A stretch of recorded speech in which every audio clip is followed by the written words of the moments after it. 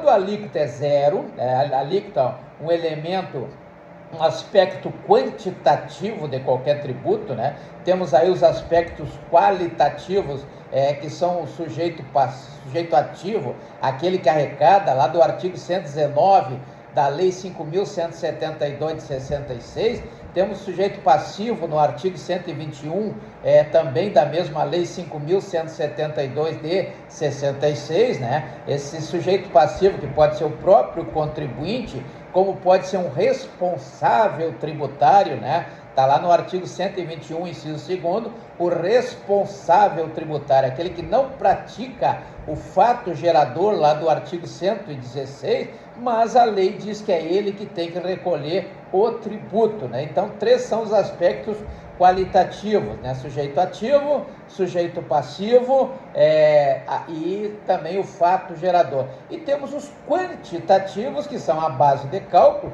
e as alíquotas, né? Então, quando a alíquota é zero, né, o governo não arrecada nada. Quando a alíquota é 100%, o governo não arrecada nada também. Por quê? Por quê? Porque ninguém vai querer trabalhar, ninguém vai querer produzir, ninguém vai querer investir, né? Então é o povo que trabalha, é o povo que produz, é o povo que investe, né? Então tudo, porque isso logicamente tudo que vai ganhar aquele que estiver produzindo, estiver investindo, irá para o governo, né? Então quem é que vai querer trabalhar, quem é que vai querer produzir, quem é que vai querer investir, né? Então veja que nós temos aí extremos: zero não produz nada, não arrecada nada, 100% também não arrecada nada. Então tem que ter um ponto de equilíbrio. Qual é o ponto de equilíbrio, né? Aí nós temos que ter um limite saudável, um limite que traga vantagens para aquele que quer produzir, que quer investir, né? Que traduz um imposto suficiente, que traduz um imposto que possa o governo arrecadar bem, né? Sem sufocar. É importante isso aqui, né? Um princípio importante: sem sufocar quem gera riqueza. Então, o importante é isso. A curva de Laffer, ela traz um limite saudável, um ponto de equilíbrio que faz com que as pessoas possam gerar riqueza sem sufoco, sem passarem por sufoco. Então, esse limite saudável, logicamente, de tributação, não pode, porque quando posso citar aqui o exemplo de um parafuso, né? Quanto mais se aperta, mais o risco de espanar, né? Espanar quando ele fica redondo e não consegue mais girar, né? E com a chave de fenda. Então, quando espana, aperta demais, espana, né? Isso tira a eficiência do movimento, né? Tira a eficiência do movimento, a chave fica girando, mas já não aperta mais o parafuso, não gira mais o parafuso. É a mesma coisa na questão tributária. Por isso, a curva de Laffer é tão importante ser analisada. Então, nós tivemos aí o chamado imposto das blusinhas, né? Um imposto, por exemplo, isso como exemplo, logicamente, é um imposto importado aí, né? Sobre os importados, melhor dizendo, sobre os importados comprados aí online, né? Online, aqueles comprados lá da Shopee, né? Quem gosta aí de comprar da Shopee e outras aí que temos, empresas estrangeiras que vendem para o Brasil, né? Na verdade, o que ocorreu quando que o imposto subiu demais, quando as pessoas foram comprar, se deram conta, e aí o consumidor começou a fazer o quê? Comprar menos, né? Comprar menos. Então, comprando menos, o governo passou a arrecadar menos, né? E com isso prejudicou toda a economia, né? Então, veja que um crescimento de um país não vai vir de um estado que suga, né? O crescimento ele vem do ponto de equilíbrio, da curva de Laffer, né? Então, vejam que o governo tem que incentivar a economias fortes, né? Incentivar através da curva de Laffer, fazer uma análise e incentivar que a economia seja forte, né? O governo tem que entender esse equilíbrio necessário e toda a relação econômica tem que ter o equilíbrio necessário, como se vê na curva de Laffer. O governo, então, tem que cobrar imposto? Tem, é uma obrigação nossa pagar imposto, sim, está lá no artigo 3º da Lei 5.172 de 66, uma lei ordinária, mas que tem status de complementar por força do artigo 146 da Constituição Federal, não é verdade? Então nós temos aí que o governo tem que estimular o consumo é extremamente importante, tem que valorizar os empreendedores, não é verdade? A valorização dos empreendedores é que vai levar à felicidade econômica, como se fala, a felicidade, não deixar aí o empreendedor naquela situação proposta lá pelo filósofo Jeremy Bentham, né? E também o Stuart Mill, quanto ao utilitarismo, né?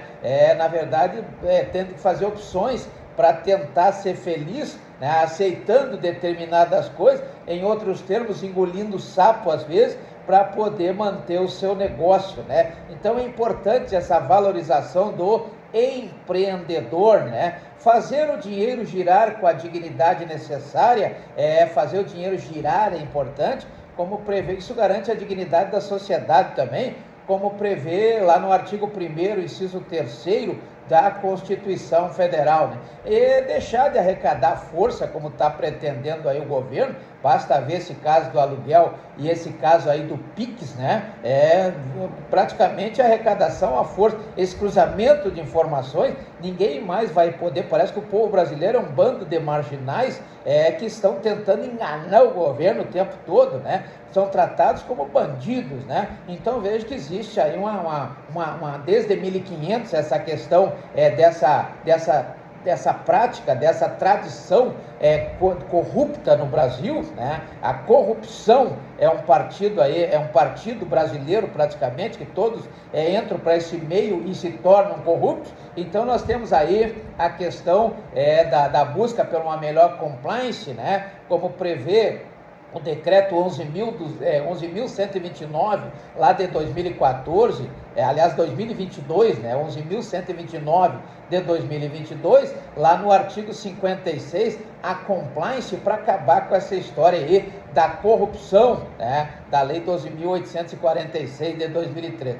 Então vejo que o governo ele consegue destruir a própria fonte de arrecadação, apertando o parafuso, apertando demais a questão tributária, né? Esquece, logicamente, que é o povo que produz, é o povo que gera a receita para o Estado, é o povo que vai consumir essa produção, né? Nos termos do contrato social do nosso amigo Jean-Jacques Rousseau, grande filósofo que trouxe aí os ideais da fraternidade, da liberdade e da igualdade para todos. Assim funciona a nossa economia hoje, né? O governo tem que ser comedido, o governo não pode querer apertar a questão tributária, senão nós vamos pagar o preço mais à frente, lá no futuro nós vamos ter que pagar esse preço, porque praticamente não vai dar mais para viver de aluguel no Brasil, né? Não vai dar mais para fazer aquelas transações via Pix,